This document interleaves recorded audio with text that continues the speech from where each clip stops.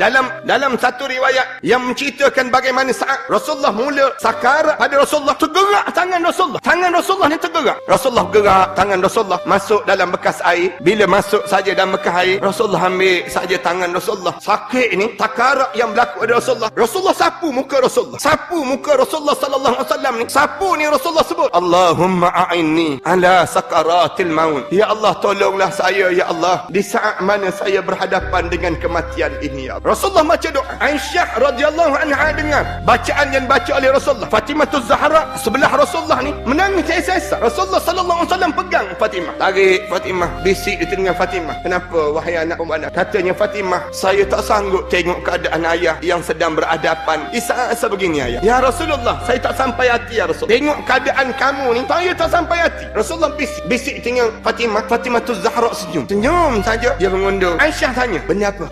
Sampai Rasulullah sallallahu alaihi wasallam sebut ila rafiqil a'la. Sampailah Rasulullah jatuh tangan Rasulullah. Kemudian Rasulullah mula menghadap di hadapan Aisyah radhiyallahu anha. Tanya Fatimah, apa yang Rasulullah sebut tadi? Rasulullah sebut apa tadi? Rasulullah bisik tadi. Fatimah kata, selang tak lama lepas pada Rasulullah wafat, saya akan mendekati Rasulullah lepas dia. Maknanya saya akan menyusul kematian Rasulullah sallallahu